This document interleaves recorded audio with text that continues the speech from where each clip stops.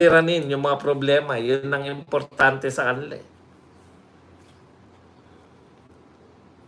Hype na hype si Paukas. Seryoso mga loyal na ngagba.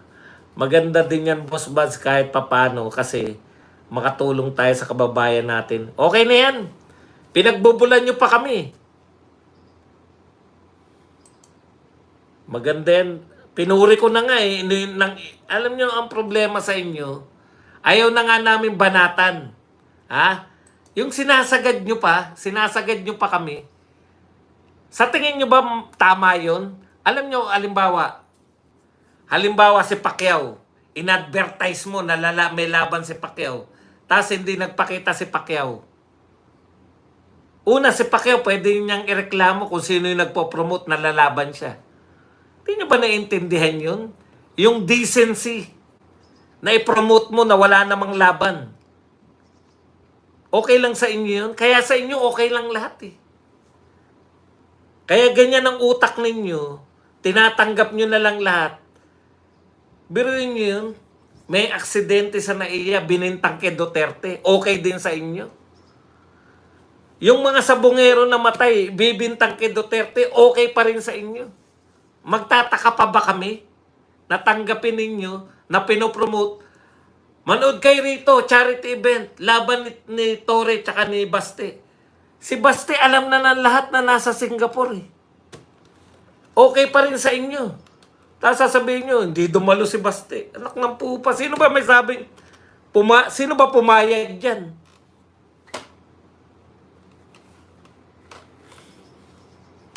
Okay sa inyo ang lahat eh. Kahit yung mga imposible na. Ayaw na nga namin kayo patulan. Ang kukulit nyo.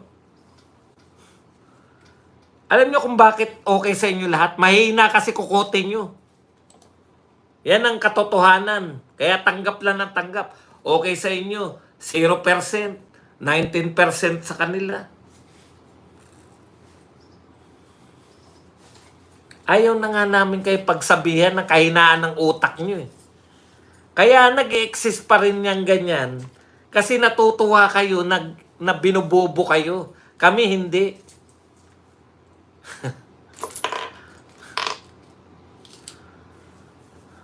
Talaga ba naisip nyo? Pag nagsuntukan, matatalo si Baste. Kayo naman. Ay, nako.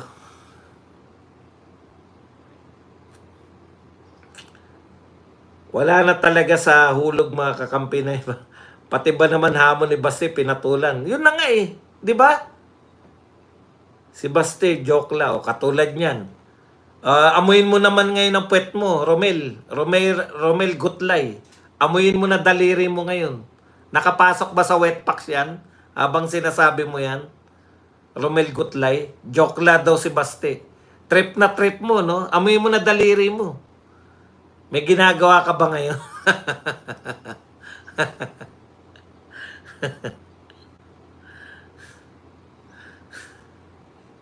Ano naman?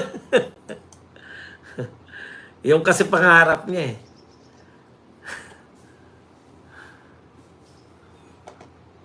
Walang personal na usapan ng dalawang panig or napagkasunduan sa date and time.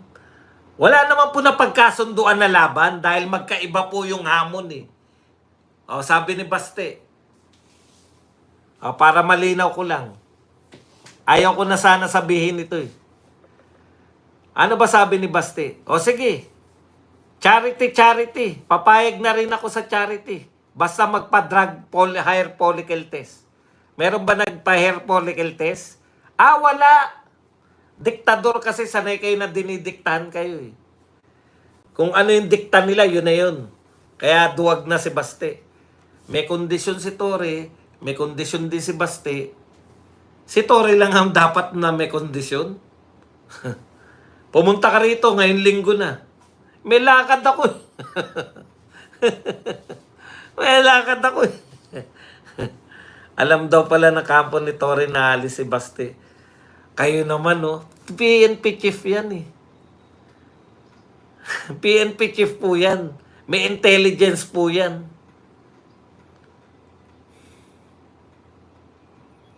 Wala naman nakalaban si Torre, bakit parang may pasa sa buong katawan at mukha niya?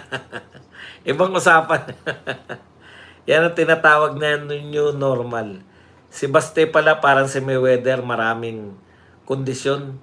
Parang yung lalaban siya kay Pacquiao, gusto niya drug test Olympic style. Martes. Alam mo, may condition din naman may condition din, wala bang condition si Torre? Ulitin ko lang sa mga mahina po pang intindi. Sinasabihan ko na po kayo, mahina pang intindi nyo. Ulitin lang natin suntukan tayo. Sige, magboxing tayo, sabi nung isa. May charity ako riyan, punta tayo doon. Umaten ka at hindi, naroon ako. Planado. Planado niya may charity event. Pumayag ba si Baste? Sabi ni Baste, hindi naman boxing yung hamon ko sa'yo, suntukan. May charity ka pa nalalaman. Showbiz na showbiz ka. Pero papayag pa rin ako. Magpa-hair follicle test muna lahat. Wala na. Ayun na nasasabihin nyo. Marami kang kondisyon. Ayaw mo lang matuloy. Di ayaw nga niya matuloy. Ano ngayon? Ayaw niya matuloy. Ano ngayon? Trabaho ba ng vice mayor yan?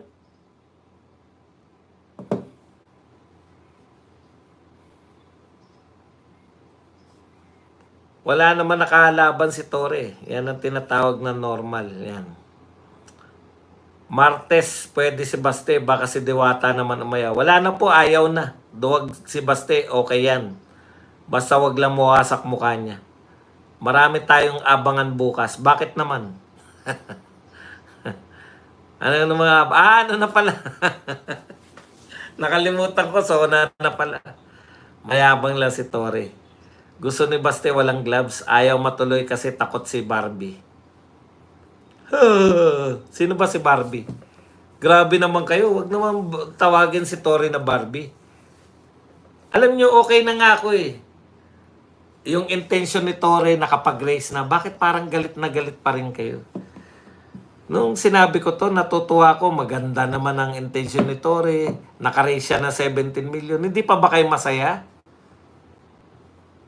Kaya kailangan may continuation pa. Alam naman namin lahat na yan para lang malihis nyo sa issue Gusto nyo talaga yung malihis na issue? Sagutin nyo na lang yung mga issue.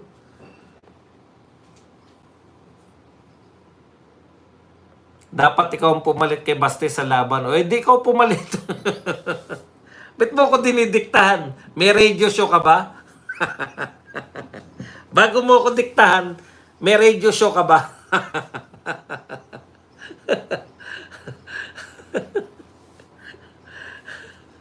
Kung nung bata nga ako, hindi ako nagboxing. Ngayon pa ba ako magbo-boxing?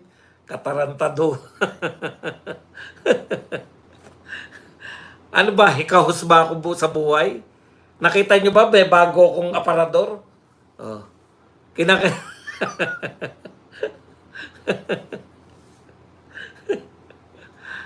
nyo yung bago ako aparador? Nag-iikahos ba ako sa buhay para po mag-boxing ako ngayon? 56 years old.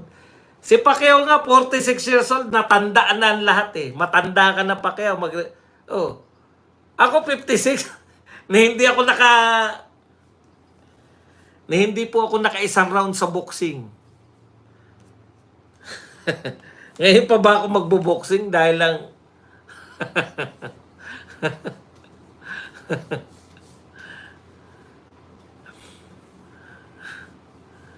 ako na lang daw pumalit. Ikaw pumalit. Ba't naman ako? Una, hindi ako papatulan nun. Hindi ako sikat. Ikalawa, ngayon pa ba ako magsisimula makipagbasagan ng mukha?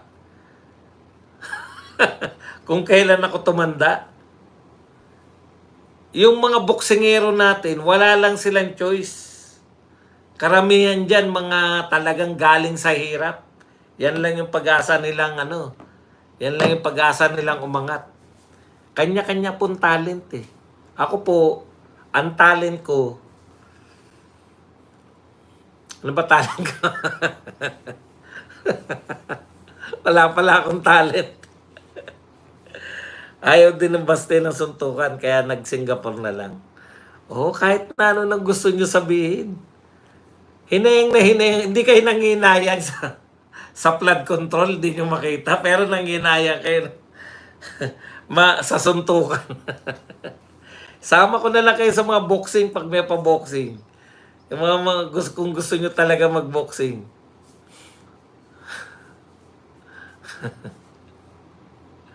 Boss Bats, NBI naglabas ng travel details ni Baste. Kapag ibang public officials, kailangan itago ang privacy. Pero kapag mga Duterte, broadcast lahat. Wala pong privacy yung mga Duterte. Alam po lahat ng likaw ng kung saan pupunta. Kaya nga imposibleng hindi alam ni na may lakad si Baste. Hindi nyo ba naisip yun? Kasi uto-uto kayo Akala nyo nabigla ang buong akala nyo siguro nabigla si Torre. Ha? May lakad pala siya?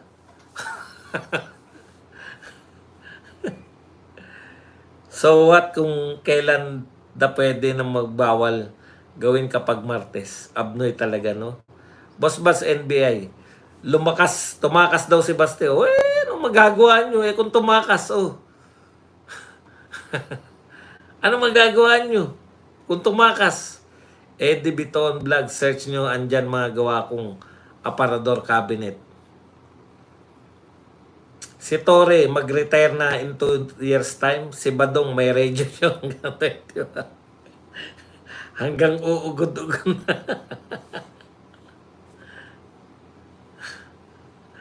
May talent ka, kuya, di mo lang alam. Tutuklasin ko pa. Siguro pag 60 years old na ako, malalaman ko na talent ko. Boss Buds, grams for grams. Number 1 si BBM. Number 2 si Torre. Number 3 si Lisa. Number 4 si Miss Tantongko. Kablag. Loyal, ngagba. Kamukha daw Torre Diwata. Hair follicle condition ni Baste. Di naman tinupad. Bakit siya sisipot kahit pwede pa siya? Good afternoon. Kailangan pa bang patulan niya si Torre? Parang ako lang po yan Naniniwala ba kayo na ayaw pumatol ni Baste? Pwede naman. Ako nga, nabwisit na sa dami na humahabon sa akin ng debate. Biruin mo, kahit hindi ko kilala, hamulin ako. Debate tayo, tapos papamalita na sa vlog nila. Duwag yan si Badong, hinamon ko yan Ayaw Utang himit kita mapatulan, di nga kita kilala. Nung naglagay ako ng kondisyon, ang gustong makipagdebate, magbabayad muna ng 200,000. Wala na naghamon. Ganun lang din yung kay Baste. Ba't naman kay papatulan? Ang aarte nyo.